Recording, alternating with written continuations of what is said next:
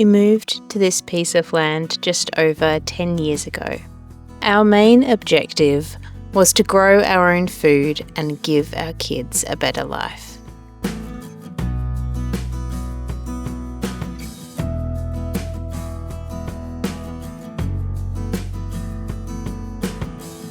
We started changing our lifestyle while in Melbourne. We lowered our waste as we knew we wouldn't have bin collections out here. We read dozens of books and did classes and courses. We did so much planning and dreaming, and then once we moved here, we were somewhat prepared for life on the land.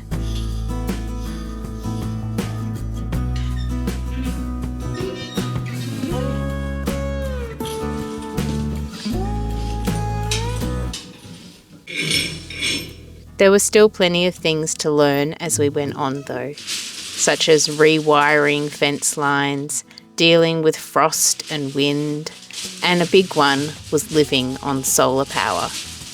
Winter can bring lots of power issues.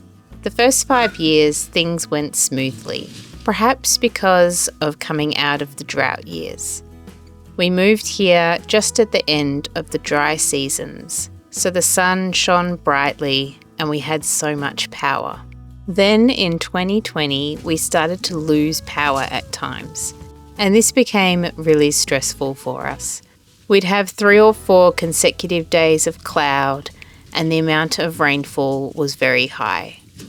This past week reminded us of these struggles we had in the past and how living off-grid isn't easy. We've had a lot of rain and been keeping a close eye on our power. However, we've updated things and so far the power has been running smoothly.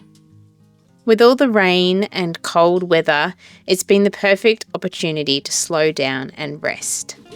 I make it a habit to slow down in the winter, as life is so full during the growing and preserving seasons, that it's important to take some time before things start speeding up again in August, when we start raising our spring seedlings.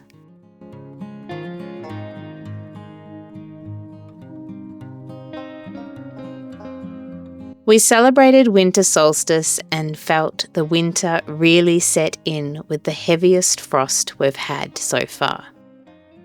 We're not big bakers in this house, but we've been baking gluten-free bread for the past couple of months and it's delicious.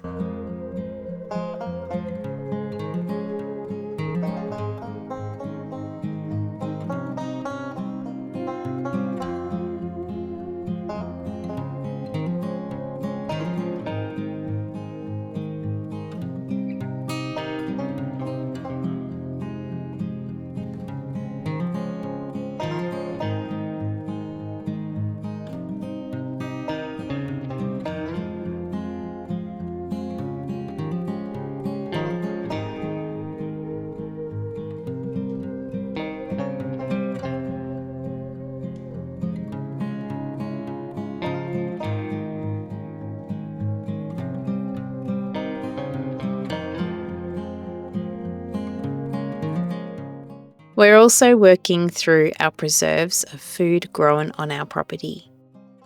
We've been using applesauce as a substitute for eggs, as there have been fewer eggs during these shorter days.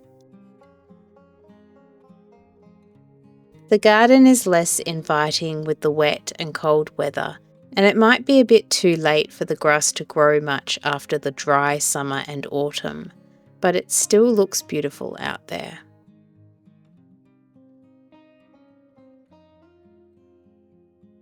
I've been having difficulties with the dogs digging into my compost bins, and this one here they've actually been knocking over. So I'm digging it into the ground this time, and I'm going to put bricks all the way around, and hopefully this does the trick.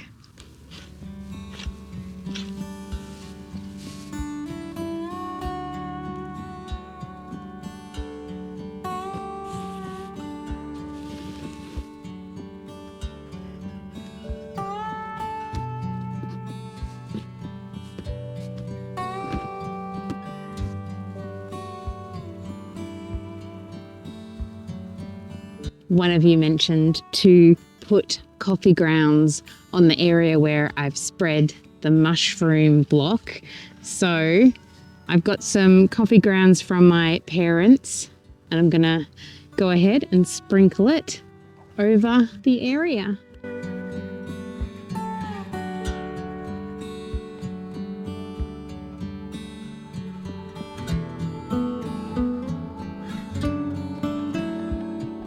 I am very excited to show you the rebuild of this section, this garden here in the coming months. We've just ordered the wood and we're going to have some raised beds through here, along with a gorgeous glass house in the back. It's going to be so amazing to be able to grow my seedlings outside in a specific space that is destined for it, instead of my regular raising the seedlings in the house, which has been fantastic in our solar passive house, but it takes up space and it gets in the way. And sometimes my cats decide that the seed trays are day beds. So it hasn't been altogether ideal, and I'm so looking forward to this journey ahead, building this dream part of my garden. I'm really looking forward to bringing you along with us.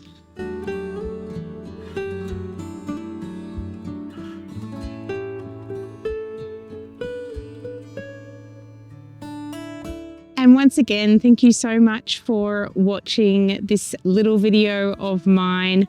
I hope you are staying cozy and warm in this cold winter that we're having. Please like and subscribe and shoot me a comment down below to let me know what you're up to at the moment and how you're doing. Thanks again, friends. See you next week.